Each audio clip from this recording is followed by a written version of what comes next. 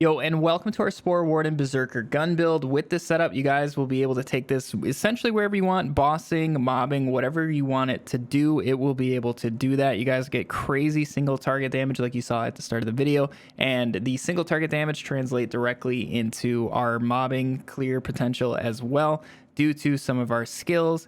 And then we're going to combine all of this with our gun enchantment. The gun enchantment is one of the big reasons that we're going to be dealing so much damage, because we're going to be able to double dip in a lot of places and just get essentially double damage on all of our shots. But if you do want to try out this build, I will have the save file in our Discord. So if you want to check that out, make sure you go down on the link in the description and join up on the Discord. But with all that out of the way, let's go ahead and jump right into the build. Now let's go ahead and start us off with our skill trees. Our action skill that we're going to be using is from the Spore Warden, that is Barrage. This is going to do so much for us in terms of activating all of our different enchantments. It itself does really good damage, and also it's going to make enemies take more damage with some of the skills that we're going to be picking up later on in the Spore Warden skill tree. Also, this plays into our Berserker class feat right here, Rage of the Ancients. So whenever we activate an action skill, we're going to become enraged and deal bonus frost damage. So that's going to be active at all times because you guys are always going to be spamming your barrages.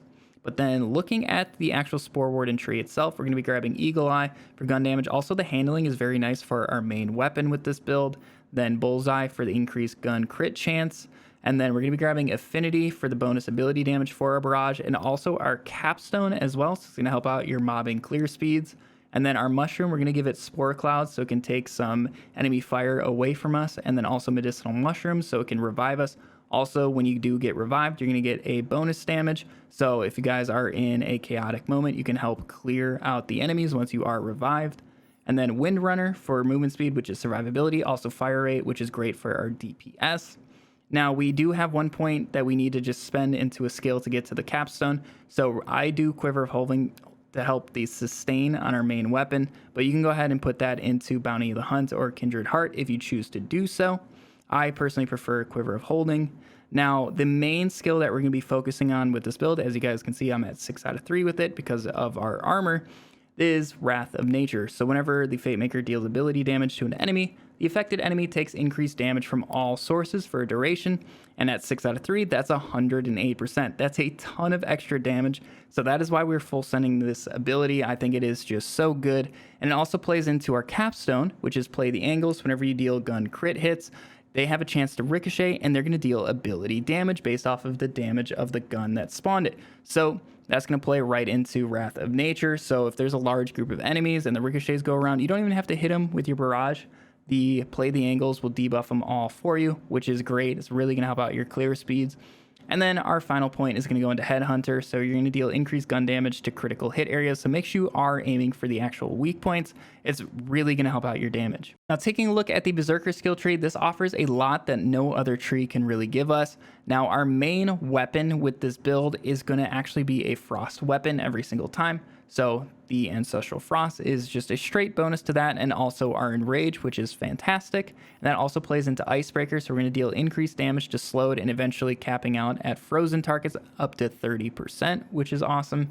And then the Old Ways, we're going to get bonus damage and bonus damage reduction the closer we are to enemies, both of these capping out at 30%, essentially once you're touching the enemy.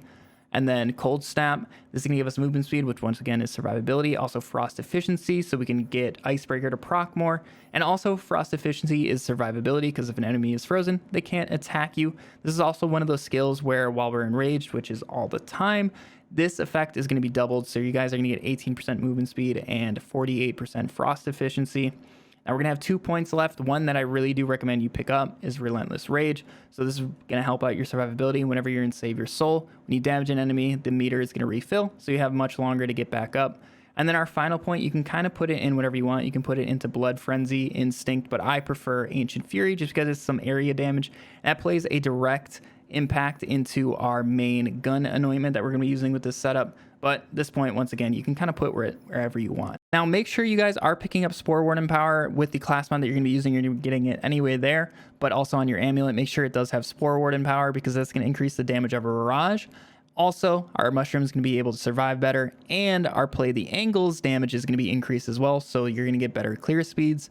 Otherwise, for our hero points, I like to just max out strength. I did pick Village Idiot for the setup. Don't worry if you did not pick Village Idiot. Just use whatever background you have, just go ahead and max out strength with what you can, and then max out intelligence for our spell cooldown so we get more uptime on our spell.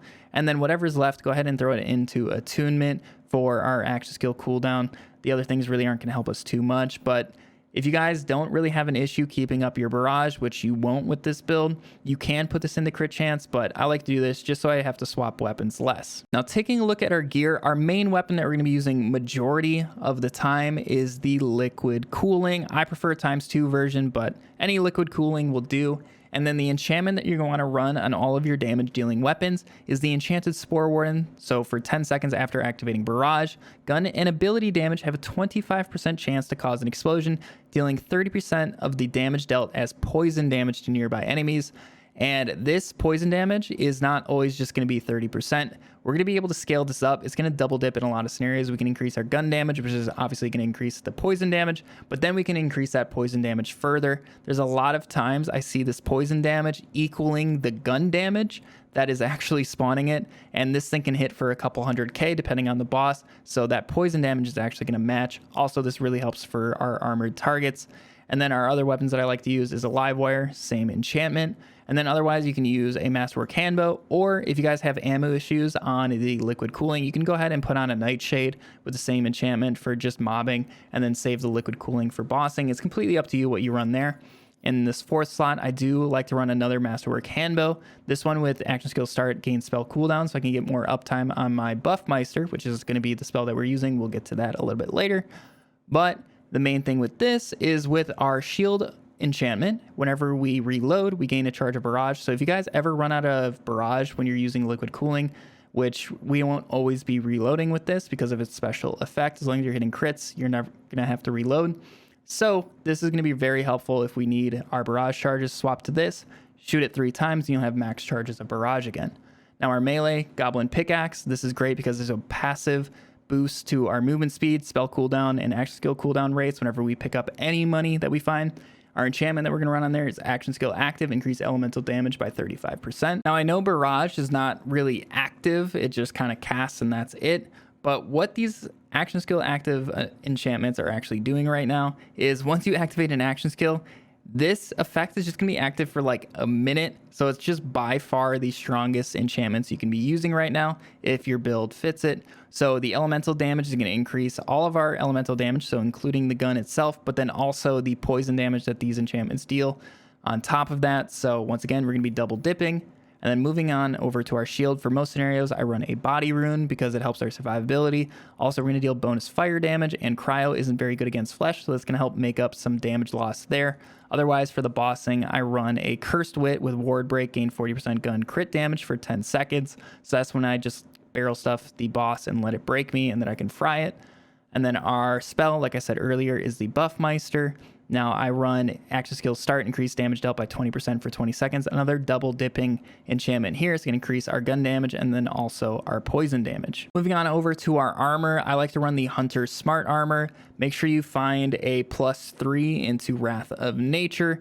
And then the critical hit damage increase by 50% is huge, but that's also why we're going to be aiming for the weak points anyways. And that also goes with our Headhunter skill in our Spore Warden. So it all just kind of synergizes anyways. So just make sure you're aiming for those weak points. Really going to help guarantee that you deal increased damage. And then our jewelry, just run gun damage rings and then whatever legendary effect you can find, but gun damage is the most important part on those. Same thing with the amulet, gun damage, Spore Warden power.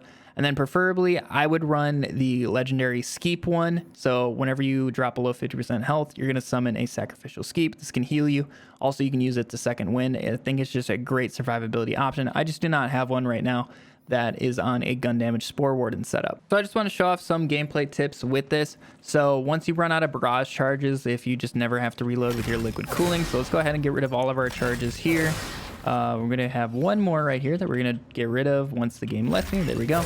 All I have to do is swap to the Masterwork Handbow, shoot it 3 times, and we'll just instantly gain our 3 charges after 3 shots, which is very, very quick, and it's going to make sure you have constant uptime on your barrages to debuff and keep Enrage going. Then for actually playing this build itself, it is very easy. Just make sure you're spamming your barrages, and right there you can see it does deal very good damage. It can kill most of these trash mobs in one hit.